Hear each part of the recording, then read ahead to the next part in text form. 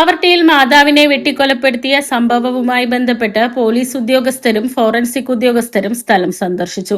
Guruvayur ACP M. Surendran, forensic ഉദ്യോഗസ്ഥൻ Geethu Jose, Satheesh Kumar, finger print ഉദ്യോഗസ്ഥൻ KP Balakrishnan എന്നിവരുടെ നേതൃത്വത്തിലാണ് പരിശോധന നടത്തുന്നത്.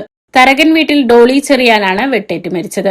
വീടിന്റെ മതിൽ നിർമ്മാണവുമായി ബന്ധപ്പെട്ട് ജോലിക്കാരനുമായി സംസാരിച്ചുകൊണ്ടിരിക്കെ പിന്നിൽ നിന്ന് മകൻ ബെൻഹർ കറിക്കരിയുന്ന കത്തിയുമായി ആക്രമിക്കുകയായിരുന്നു. ബെൻഹറിനെ ജോലിക്കാരൻ പിടിച്ചുമാറ്റുന്നതിനിടെ ഡോളി തറയിൽ വീഴുകയും പിന്നീട് പ്രതി വീടിന്റെ അകത്തു കയറി വെട്ടുകത്തിയുമായി വന്ന് തലയിൽ വെട്ടുകയുമായിരുന്നുവെന്ന് പോലീസ് പറയുന്നു.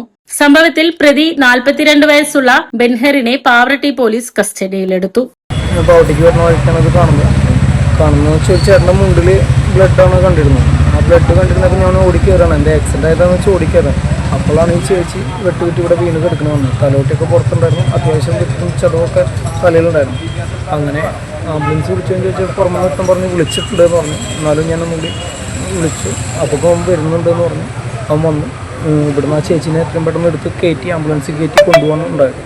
ചേച്ചിനെ കയറ്റി കൊണ്ടുപോകുമ്പോൾ വെച്ചിട്ടുണ്ടെങ്കിൽ പിടിക്കാൻ തന്നെ ഇപ്പോൾ തലോട്ടൊക്കെ പുറത്തുള്ള കാരണം ആൾക്കാർക്ക് ചെറിയ ബുദ്ധിമുട്ടുകളുണ്ടായിരുന്നു. എന്നാലും ഒരുവിധം എന്നെ പിടിച്ച് കയറ്റി